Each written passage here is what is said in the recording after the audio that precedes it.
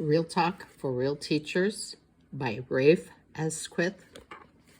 Chapter 15, Eyes Wide Open. There is never enough time. As you have learned in your formative years teaching, it is truly impossible to effectively cover the curriculum given the limited hours and days allotted. Every teacher's situation is different, but for the sake of having a reference point, here is the official program of instruction at my elementary school. According to the Los Angeles Unified School District, teachers need to cover all the materials for 5th grade within this schedule. 8 o'clock, school begins. 10:45, recess break. 11:05, students return to class. 12:15, lunch break. 12:55, students return to class.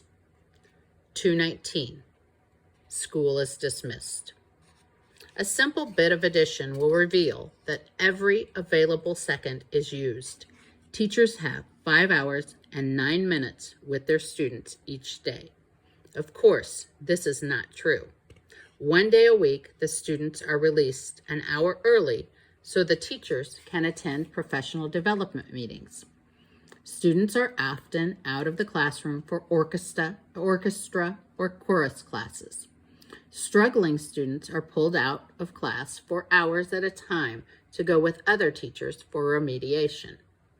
There are assemblies, fire drills, and a dozen other interruptions.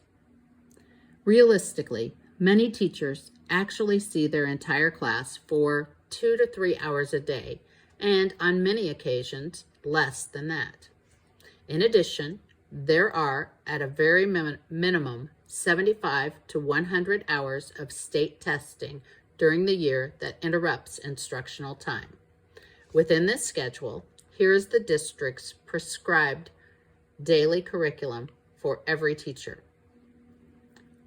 3 hours of the school's reading program, 1 hour of mathematics, 20 minutes of physical education, science, United States history, health, art, safety, work habits, and citizenship.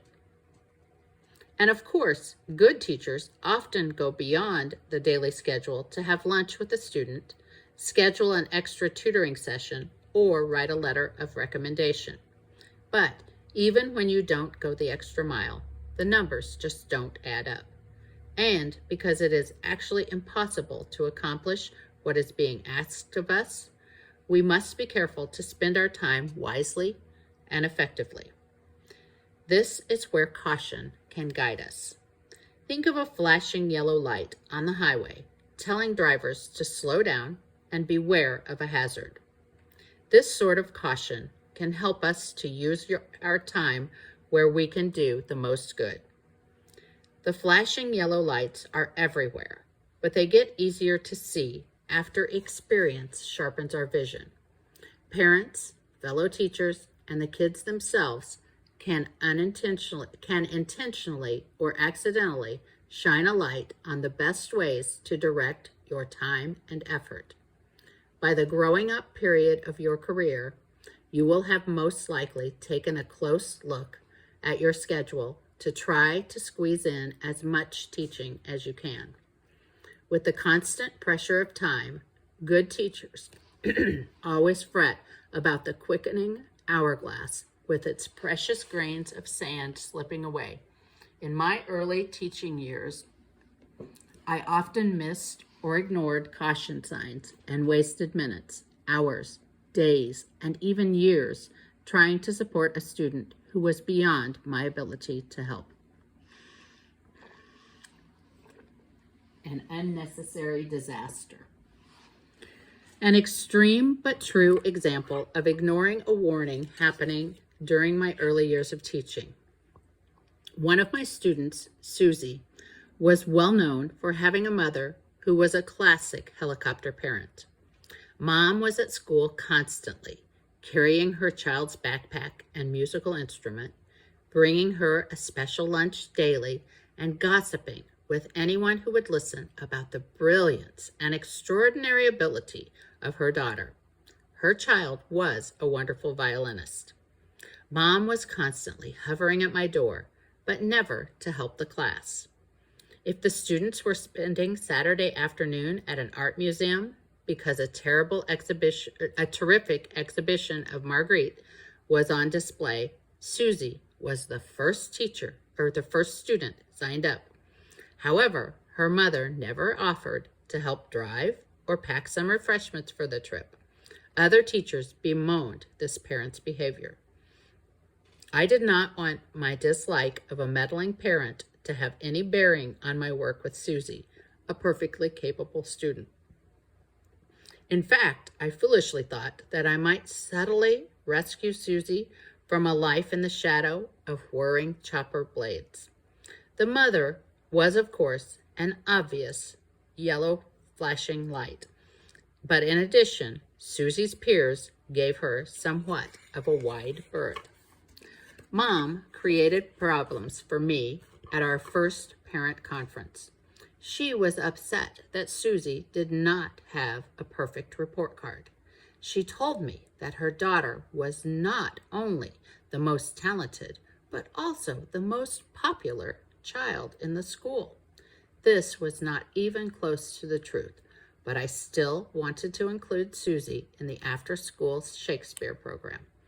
A child doesn't get to choose her mother, and she did play the violin beautifully. The kids complained constantly about Susie. She would poke her peers off stage and even try to trip them on the entrances. My eyes were not wide open.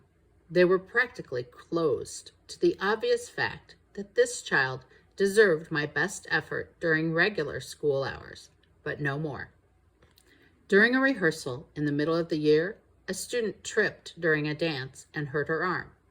It was a sprain and required her to wear a sling for 3 days. Susie's mother went to the principal and complained that my class was a dangerous place and that I was not fit to teach. She also called every parent in the school to warn them of my incompetence. We made it through the year. The show was terrific, but I paid a price that was too high. Susie should not have been in the show. I spent hours, dozens of hours, dealing with a mother who should have been avoided. Time is too precious. But I fell into Richard II's dilemma. I wasted time, and it wasted me. Growing up. The beauty of teaching is that we can learn from our mistakes. In my early years, I almost certainly missed signs of trouble, blind spots that sometimes prevented me from being an effective teacher. Kathy and Anthony were in my class years later when I had become far more aware of warning signs, and it made a difference. At first, a teacher would most likely notice Kathy before Anthony. She was tall, slender, pretty, and had an outgoing personality. She was a very good student who was always ready for school. Anthony glowered constantly and mumbled when spoken to. During our year together, Kathy quickly earned a lead part in our Shakespeare play. She had a fine speaking voice and was also an outstanding singer. Anthony did not want to be in the play. But being in a play or having natural talent does not mean a student is worthy of extra attention, no matter how dazzling she might be. As our year went on, 2 warning lights told me to use caution in giving too much attention to Kathy. One appeared when students went places after school or on weekends. Kathy was never invited. Even when some of the friendliest and most sensitive kids were simply walking down the street to the bakery after school, Kathy was not part of the group. As this was not my business, I never asked why. I simply observed. I thought it might be due to the fact that Kathy's mother was an extremely loud talker and school gossip. Perhaps the kids did not like her mother, and Kathy was collateral damage. Within the confines of school, Kathy was always treated with respect. Her peers were friendly to her, as they were to every member of the class. But they did not go out of their way to include her when the school bell rang. In time, I learned why. Kathy did not possess that generosity of spirit that makes a person attractive to those around her. She followed her mother's lead in confusing reputation and character. Kathy was more concerned with what people thought of her rather than who she really was. The kids had known her for years and had seen too much self-centeredness to invite her into the inner circle. On the other hand, Anthony flew under the radar at the beginning of the year. His father was only parent in his life, the mother having fled the scene years earlier. It showed. There was a hardness to this young man that a casual observer might have misinterpreted as rudeness and apathy. However, in the safe haven that the classroom provided, Anthony slowly warmed to the options around him. Eventually, he joined several of the extracurricular activities offered. Kathy had much higher grades. I knew all about her life because she constantly began conversations with me and wrote letters as well. But Anthony would stay late to sweep the room. He never asked for recognition for his extra work. With glacial speed, he began to open up to me over the months. I slowly gained an understanding of his life, dreams, and frustrations. Kathy was a more gregarious student with experience, but experience had pried my eyes wide open. She was a good student, but a superficial one. Anthony may not have been as likable, but he planned to help his father in years to come, and quietly expressed care and concern for his classmates. If the time and opportunity presented itself, this was a young man with whom I might want to put in a little extra time and effort. At the end of 5th grade, I make an offer to interested students to come back to my class Saturday mornings to continue studying Shakespeare, vocabulary, and algebra. Most students do not do this, as they are moving on with other activities and interests. During the summer, I received a panicked phone call from Kathy's mother. Despite several meetings for parents offered by both our school and my classroom, Kathy's mother had failed to turn in a form for the school district that would allow her daughter to attend a magnet school. There was a particular school that would have been a good fit for Kathy, as it offered excellent programs and was a 10-minute bus ride from her neighborhood. Many of Kathy's peers had followed instructions and were accepted into the program. During the phone call, Kathy's mother made 2 urgent requests of me. She asked me to call the school to see if I could use my influence to get them to allow her daughter in after the deadline had passed. She also asked me not to mention anything to her daughter because she did not want Kathy to be furious with her. The mother's request of me to be secretive with her own child was enough of a warning light for me to help them as much as I could without going overboard. I made the call to a friend I had at the magnet who found room for Kathy at the school without preventing any other students from attending. In years past, I might have also reminded the mother that Kathy had an opportunity to continue studying on Saturdays if she was looking for some advanced challenges for her daughter. I did not make the offer. Kathy had a good year with me, and I helped open the door for what might be other good years to come. But enough was enough. Anthony finished that year and went to the local middle school, a struggling facility known for excessive violence and classrooms with weary teachers struggling to keep order. 2 weeks into the year, Anthony showed up back in my class one day after school. When I asked him how things were going, he told me he missed 5th grade. When I pressed him, he told me that what he missed most of all was nice kids. I mentioned to him that he could still work with our class on Saturday mornings, but he did not jump at the chance. It was not his style. 2 years later, Anthony has never missed a Saturday morning. His work is extraordinary. He is not a leader of the class, but he is constantly invited to play soccer with the other guys, and his work in middle school is letter perfect.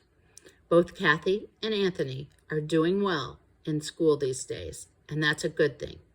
Better still, experience has helped me read the signs correctly, put some extra time in where it would be effective, and help a young man improve his life a lot. He did not know at the time, but Anthony caught my attention by passing what I call the Peter Mac test. You might like to try it with your students, as I do with mine. It helps me decide which students get the extra 15 minutes when 15 minutes are all that I have. The Peter Mac test. Peter Mac is a brilliant educator and mentor at Kate Boarding School in Carpinteria, California. He has a lovely wife and 3 beautiful kids. The students at his school are treated like his own children. They know him, admire him, and trust him.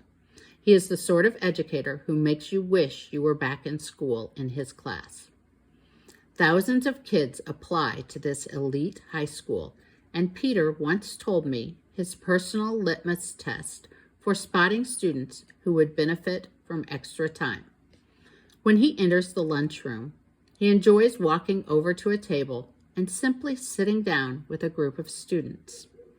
At his school, practically all the students are bright and well-mannered. He mentally divides them into 2 groups. Most of the kids engage in polite and polished conversation. These kids are terrific, engaging, and headed for good things. But some kids do more. They do not engage in conversation because they are polite or well-schooled. Some kids are truly interested in an exchange of ideas. These kids show a real curiosity in what he has to say and are equally interested in sharing their passions and beliefs with him. They argue, challenge, and laugh with him. They do not change their behavior or pattern of speech as he approaches the table. They are real. Anthony was like this. His demeanor never changed when I sat with him. He never turned on or off. And as a result, I was able to understand his needs better than most students who might have had more polish but less soul.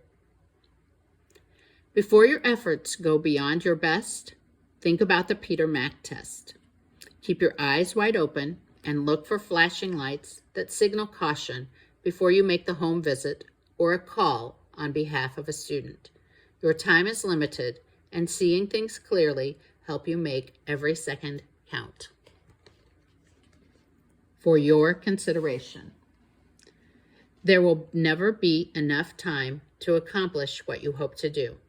It is usually impossible to carry out the curriculum assigned by the district.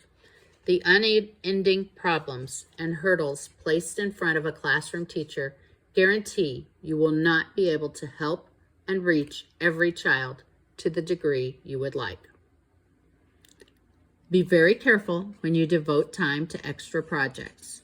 It can be discouraging and even heartbreaking to spend your time trying to help a student with whom failure is a certainty.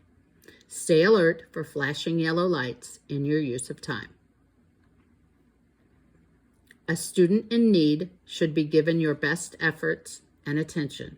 However, a student in need should not be given hours outside of your normal schedule unless you believe that your extra effort will produce real results.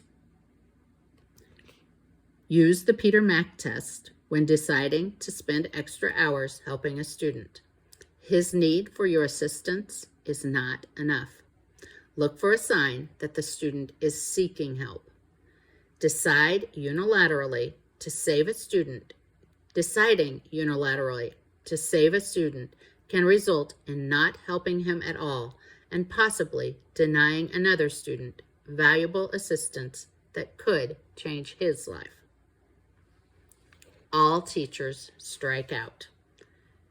You will give extra effort unsuccessfully many times in your career. It hurts, but you still need to get up to bat and swing. Keeping your eyes wide open simply improves your vision to swing at better pitches.